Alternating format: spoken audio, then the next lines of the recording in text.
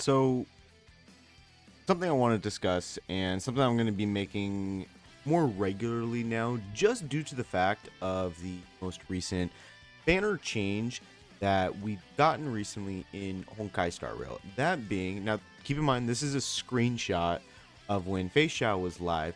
However, they implemented a new little, quote unquote, not mechanic, but like a banner type. Not the banner type that I thought was initially going to happen, but this is, it's different. And honestly, I kind of like this a little bit more, giving a little more variety to players who want to get old limited time banner characters that they didn't already have, or to get additional eidolons. We can see here that it was Kafka, it was Black Swan, and it was Robin, as well as having the opportunity to choose one of the three banners with the featured character. And all of the 4-star characters are the same, so it's very, very nice. And then vice versa with the light cones as well. But because of this new idea and way to obtain older characters, something that we need to discuss is older characters and how fast they have dropped off. And you have obviously seen the thumbnail. We're going to be talking about good old Dan Hong Imbibitor Lunae. Now, initially when he came out, he was competing with the likes of Jing Yuan and Zila for like the top DPS character in the game, and he was that for quite some time until Jing Liu came out, and so on and so forth with with the way characters have been introduced and the type of characters that are currently out.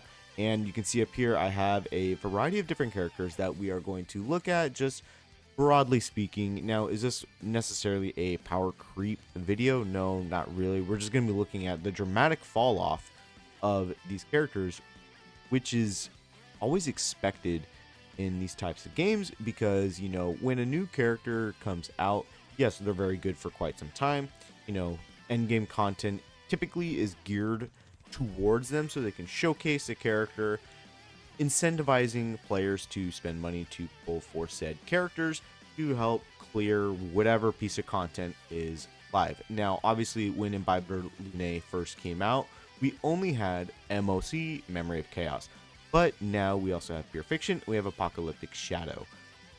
I'm really just going to be focused on MOC, as that is very, obviously, they're all pretty much the same, quote unquote, but MOC just makes it a lot easier because of just a lot of units in general, and it's like turn by turn basis, whereas Pure Fiction, you get constant waves of character, and obviously follow-up attack characters who do AoE as well are very beneficial. And then Apocalyptic Shadow being really mainly like single target kind of thing. MOC is the very bare bones style of the game, and so it makes it a little more fair in order to look at certain characters. So for this entire series, we're going to be doing MOC examination for each character. So again, jumping over to Imbibitor Lunae. Now, obviously he came out quite some time, and his last patch was the 2.0 patch. So it has been some time since he was last available for players to get. Now, why has he dropped off so much? Well, this was just to give an example of like what we're looking at, but we're not really going to be using a tier list, so to speak. So jumping over to the overall characters in the game, again, during his time when he first came out, he was tier 0 for all the pieces of content, mainly MOC and story mode, kind of. He was competing with the likes of Win, and if we scroll down here, Zila as the top echelon of DPS characters, and the fact that he was Destruction, whereas Jingyuan is Erudition and Zila is Hunt.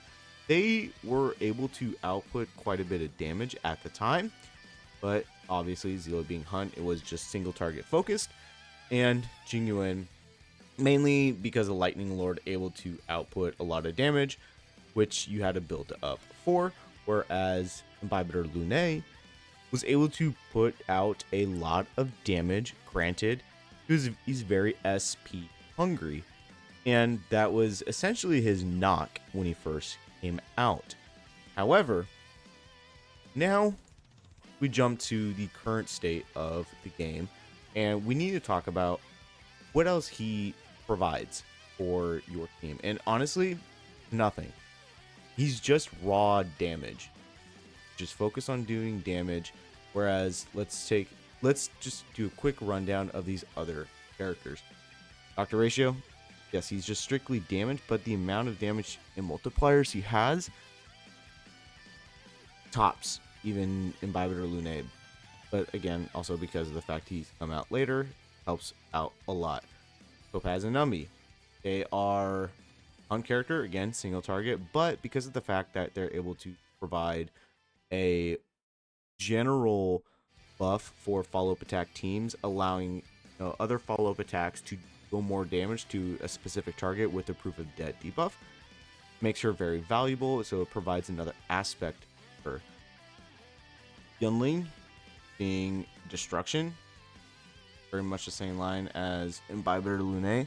However, given the fact that she also does counters, adds another level to her.